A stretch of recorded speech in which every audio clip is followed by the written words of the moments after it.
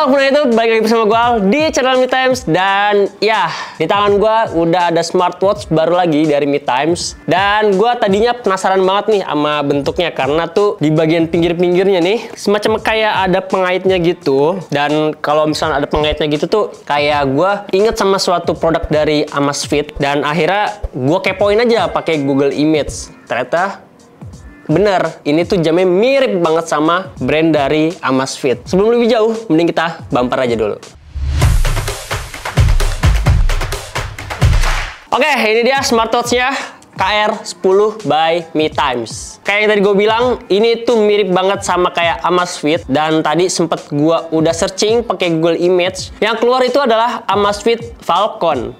Ya, kalian pasti baru denger kan? Sama, gue juga baru denger. Karena Amazfit Falcon itu juga dia nggak keluar secara global. Ya, di Indonesia sih nggak ada gitu. Gue cari-cari reviewer di Indonesia juga nggak ada yang review Amazfit Falcon. Dan ini tuh bentuknya bener-bener laki banget, futuristik, kelihatan seperti orang-orang pakai jam profesional dan juga nggak terkesan terlalu sporty. Tapi sayang karena si Falcon itu dia nggak resmi masuk ke Indonesia atau nggak dijual secara global mungkin ya. Jadi yang kita review adalah ini yang versi murahnya atau yang mirip-mirip lah. Dan juga barangnya itu ada di Indonesia, yang itu yang jual pastinya Me Times. Buat harganya ini 400 ribuan aja. Dan apakah si KR10 ini worth it untuk kalian jadiin koleksi atau tidak?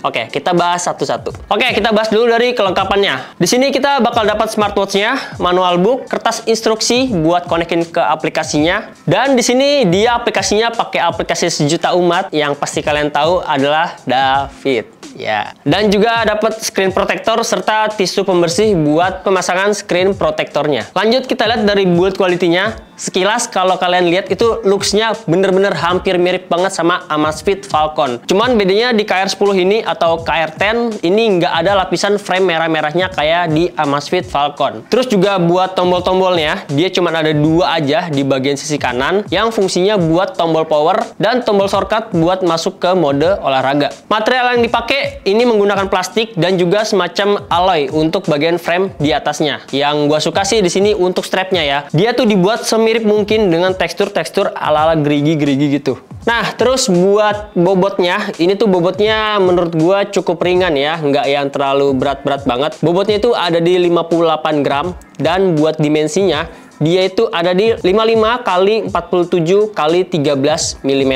Masuk ke bagian display, KR10 atau KR10 ini dia menggunakan panel IPS berukuran 1,39 inch dengan resolusi 360 x 360 pixel. Dan kalau misalnya buat PPI-nya sendiri, ini tuh menurut gua udah cukup tajam banget. Ya, walaupun nggak dijelasin untuk kerapatan layarnya. Dan kalian bisa lihat sendiri nih di sini buat jarum jamnya itu dia udah menyapu dengan cukup smooth. Baik untuk watch face yang sudah terinstall secara default maupun yang kita download di aplikasi David. Nah, buat watch face sendiri, di sini kita disediakan 6 watch face default dan 2 watch face custom yang bisa kita ganti-ganti di aplikasinya juga. Masuk ke fitur-fiturnya, ya sebenarnya sih buat fitur-fiturnya nggak yang terlalu gimana-gimana banget ya. Sama aja kayak smartwatch pada umumnya. Fitur-fitur seperti healthy monitoring ini udah cukup lengkap banget. Ada sleep monitoring, heart rate, blood pressure, SpO2 atau saturasi oksigen, stress level, dan juga mens periodic buat kewanitaan. Terus buat mode olahraganya, ini tuh udah cukup lengkap banget. Ada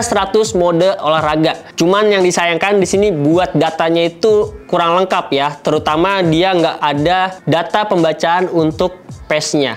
Ya pasti kalian pada nyari-nyari kan fitur pace, ya itu buat rata-rata kecepatan kalau misalnya kalian lagi jogging gitu. Sangat disayangkan banget. Tapi itu bisa kalian lihat melalui aplikasinya kalau misalkan kalian jogging membawa HP. Ya emang harus bawa HP sih karena si KR10 ini tuh dia nggak ada fitur GPS-nya. Yang ditampilkan itu cuma waktu, jumlah langkah, jumlah kalori, jumlah jarak, dan juga detak jantung. Kita juga di sini nggak bisa ganti-ganti lagu pas kita lagi pakai mode olahraganya. Sayang banget cuy. Padahal di smartwatch 200 ribuan punya Xiaomi pun itu udah ada fitur pace-nya dan juga bisa ganti-ganti lagu kalau misalkan kita lagi pakai mode olahraga. Terus buat fitur komunikasinya ini udah cukup lengkap banget. Ada Bluetooth phone call, terus juga kita bisa lihat notifikasi kayak WhatsApp, Telegram, Instagram, Facebook segala macam bisa kita lihat. Cuman yang disayangkan belum bisa untuk balas secara quick replay. Buat contoh Bluetooth phone call-nya sendiri seperti ini.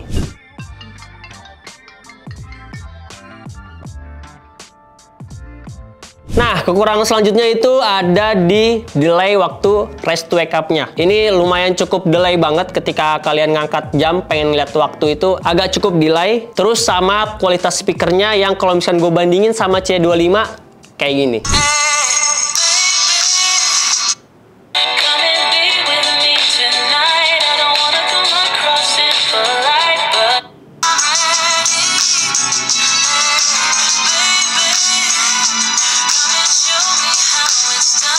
Terakhir, buat kapasitas baterainya yang berkapasitas 450 mAh, ini buat pemakaian gua cukup awet dengan fitur-fitur yang menurut gua nggak terlalu boros makan baterai ya, karena dia juga nggak ada layar AOD-nya. Itu selama gua nge-review, selama gua ngetes jam ini dari 100%, itu sekarang bertahan ada di 69%. Sekitar udah 2 harian lah. Atau mungkin kalau misalkan pengen dianalisa, kalau misalkan sampai habis banget, mungkin ada di sekitar 5-6 hari. Ya cukup lah 5-6 hari buat smartwatch di harga 400 ribuan. Oke, segitu aja review gua mengenai si KR10 ini. Kalau misalkan kalian kepo sama barangnya, langsung aja klik link deskripsi yang udah gua cantumin di bawah, atau kunjungin e-commerce Mi Times baik di Tokopedia, Shopee, Blibli ataupun di Lazada.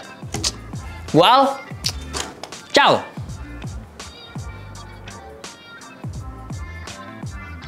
Keren sih. Dari looks-nya ya, ini dari looks-nya